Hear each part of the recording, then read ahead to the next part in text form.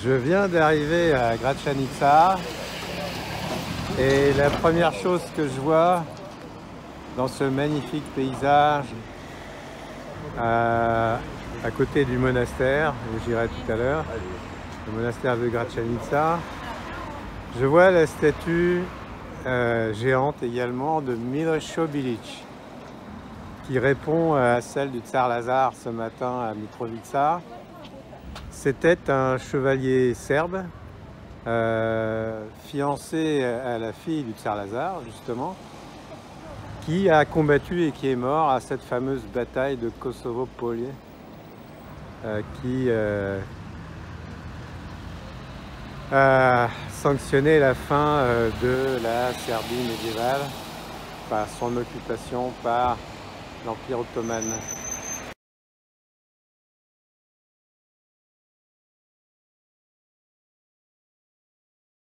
Good morning.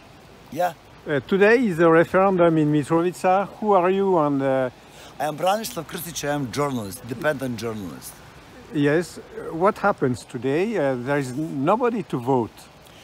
Normal, because the official Pristina, before to start with projects, is very important to have some kind of agreement with political subjects in the north. But finally, since that results of today, we understood that the interest of Kosovo government doesn't was interest of the citizens in the north. Only political decisions from Pristina in the favor of cabinet of Prime Minister Kurti. In the same time, we have very not understandable recommendations from official Belgrade. They are insist for petition for exchanging of mayors of four municipalities in the north of the Kosovo state. Finally, they are after that decide that a referendum will be boycott. I am not sure, but something inside me tell me that everything is only one show controlled by Kosovo Management Group for Kosovo, and the both players in the Pristina and in the Belgrade are slaves of that group. We have it in Banjska, which was some kind of the controlled accident, and maybe that Controlled accident by who? By some international Euro-Atlantic groups. It means That means after Banjska, Kosovo state is win sovereignty in the north of the Kosovo. And inside of that game, of that show, was included and some kind of the interest groups from Serbia, from Pristina, and of course international Euro-Atlantic groups. Can you tell more precisely who is in this group? Everything is understandable. We know that. We speak about you know that here, but USAID, European Union. okay. So, thank you.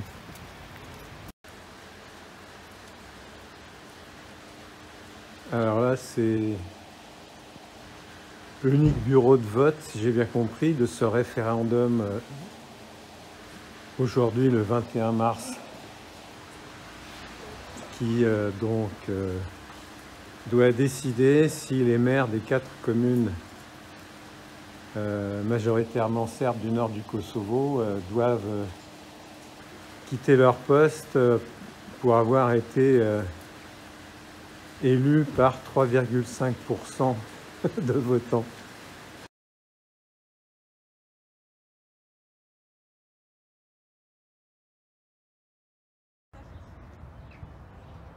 Je sais pas ce qu'ils sont en train d'inaugurer là, mais... Donc voici Pristina, la bibliothèque qui a l'air d'un château fort en fait, hérissé de métal. Et la cathédrale orthodoxe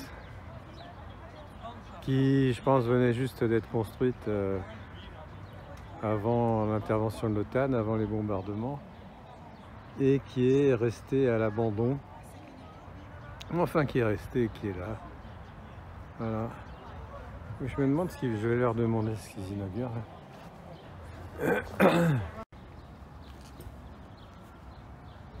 Donc, en fait, on vient de m'expliquer qu'il s'agit d'un mur fait avec des sacs plastiques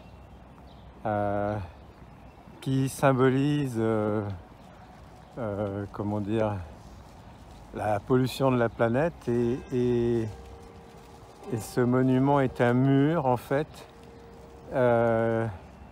qui est censé dire stop à la pollution. Alors ce qui est marrant, c'est qu'ils ont foutu ce mur juste devant la cathédrale orthodoxe qui continue à dominer fièrement de ses ruines ou de son état inachevé les hauteurs de cette partie de Pristina. Tout ça est assez drôle.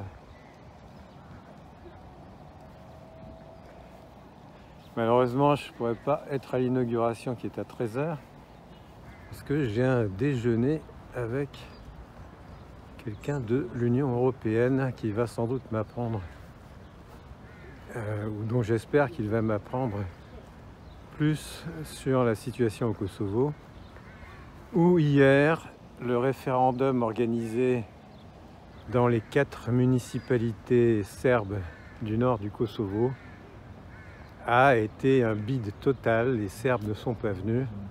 Il y a dû y avoir, je sais pas, 400 ou 500 votes d'Albanais sur les 4 communes, sur les 45 000 à peu près inscrits.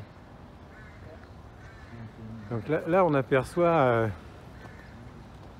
le clocher de l'église catholique qui a été érigé au moment où je faisais mes reportages dans les années 2010. Un monument chargé d'ancrer le Kosovo actuel. Donc c'est un chantier qui a démarré dans les années 2010, mais le deuxième clocher, la deuxième tour, je ne sais pas comment qualifier ça, reste inachevé. Donc ancrer le Kosovo actuel dans la culture européenne.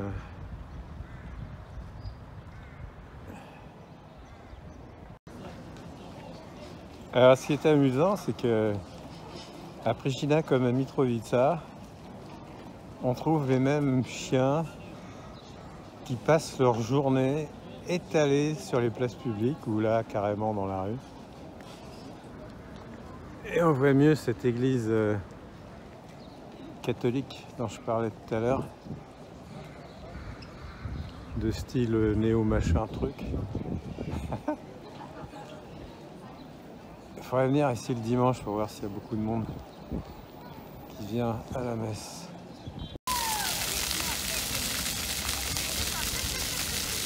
Pristina, le lundi 22 avril. Le théâtre Combettar. Combettar était,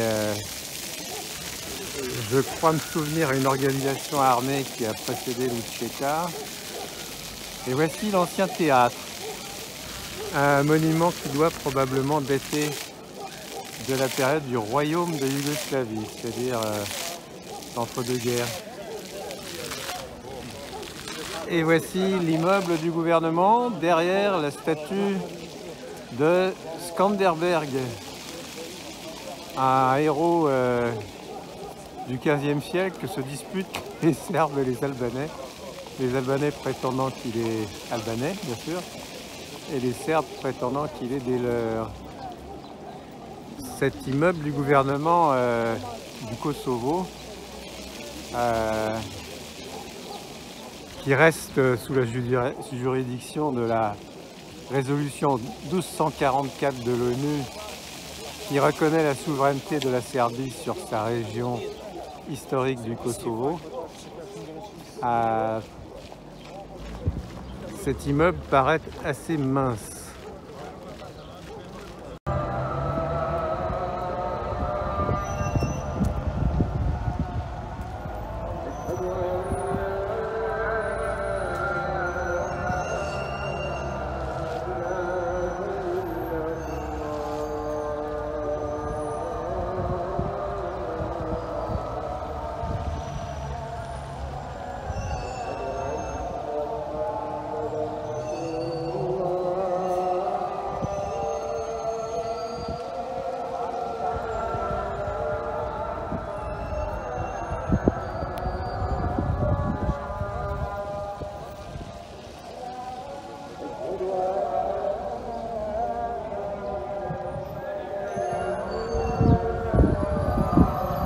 Petite musique du soir. Et voici la statue d'Ibrahim Rugova. Alors, entre parenthèses, dans la presse française de l'époque, il était présenté comme un élève de Roland Barthes, le célèbre sémiologue. Ce qui m'a fait prendre contact avec d'anciens élèves de Roland Barthes, dont l'écrivain Tsvetan Todorov et la philosophe Julia Kristeva, tous deux d'origine bulgare d'ailleurs, pas très loin du Kosovo. Donc. Ils m'ont juré leur grand Dieu, si je puis dire, que jamais, au grand jamais, ils ne connaissaient d'abord ce monsieur Rugova et que jamais, au grand jamais, ils ne l'avaient vu, bien sûr, au séminaire de Roland Barthes. Sur ce, bonne soirée, en cette soirée du 23 avril de mon séjour donc au Kosovo.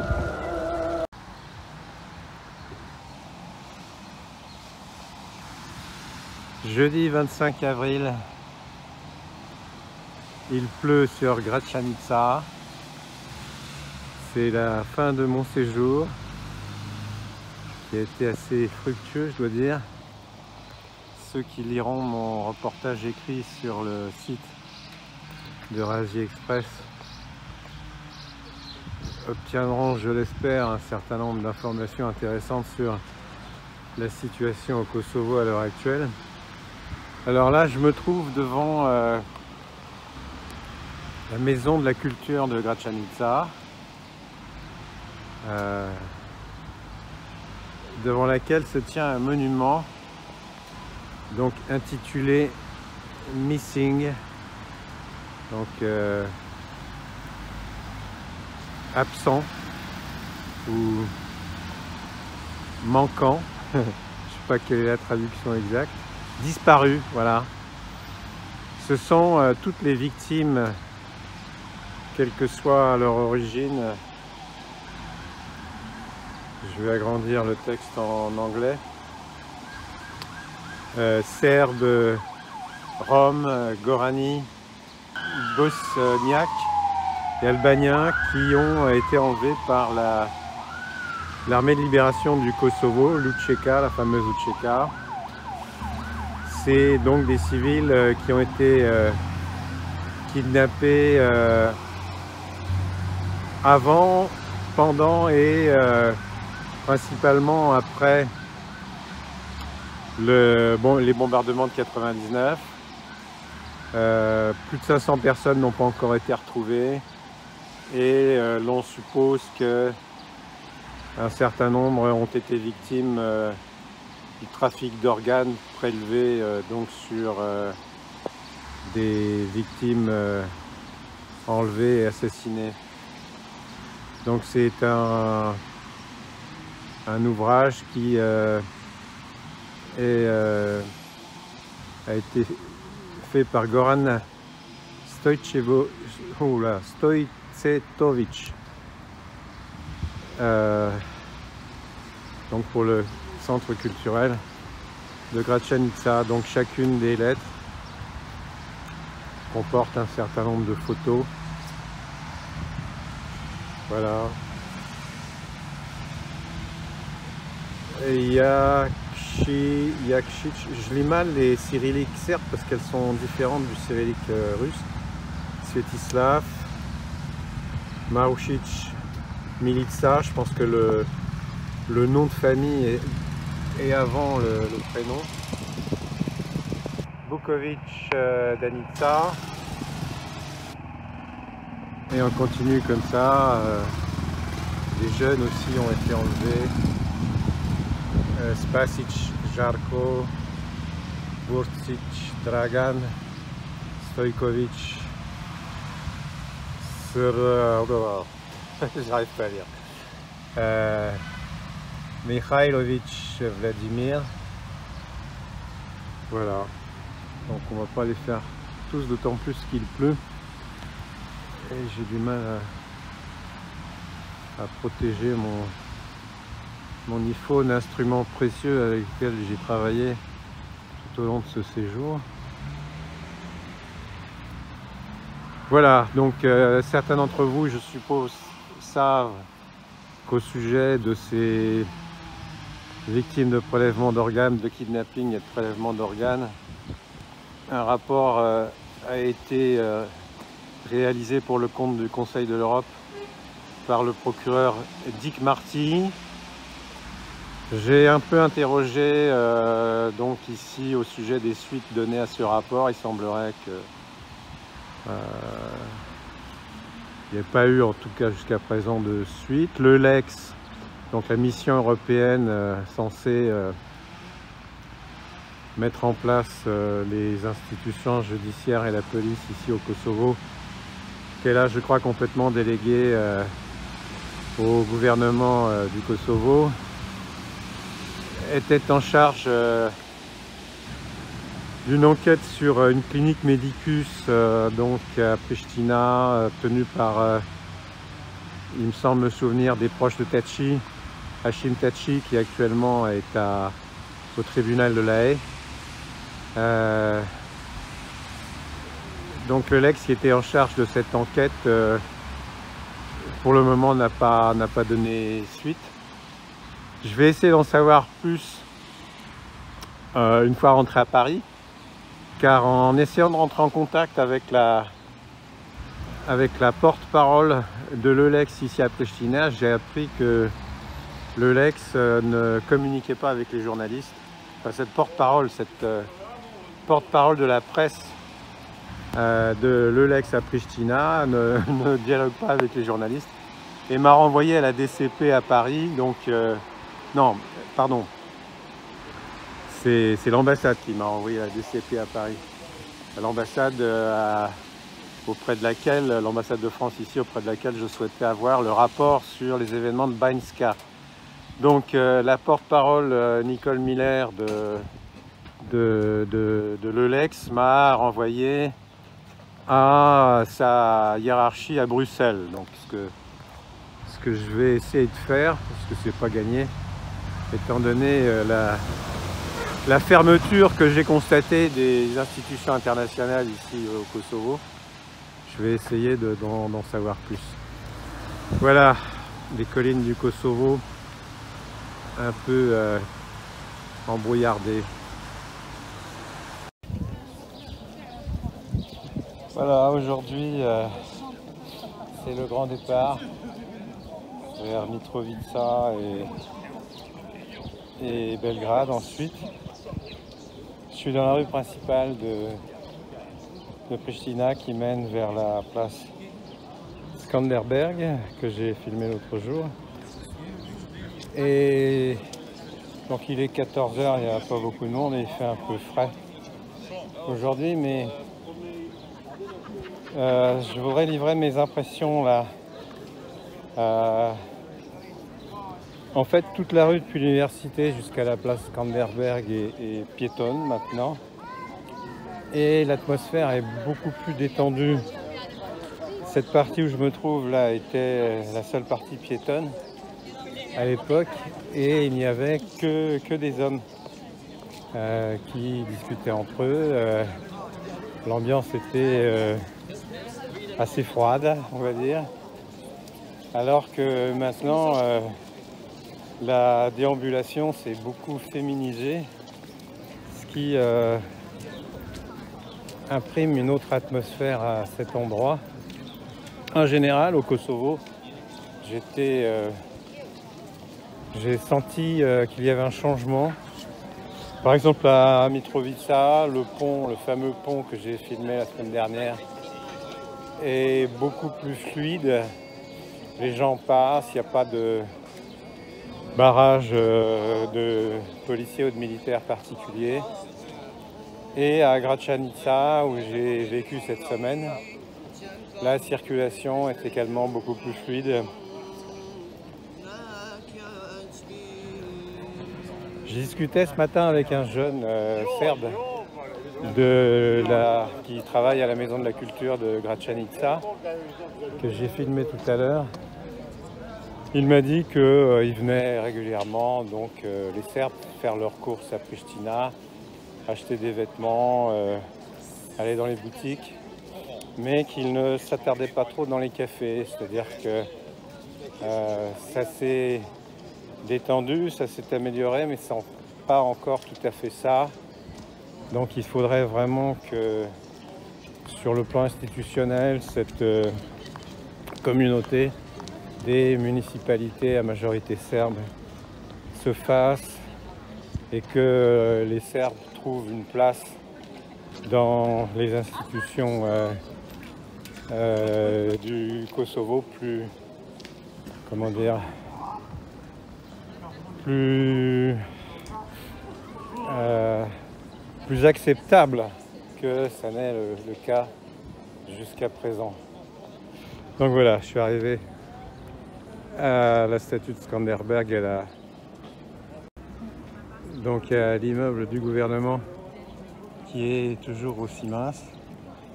La place est un peu vidée, il est 14h passées, donc les gens sont retournés dans leur bureau ou dans leur maison. Quant à moi, je vais retourner sur Mitrovica.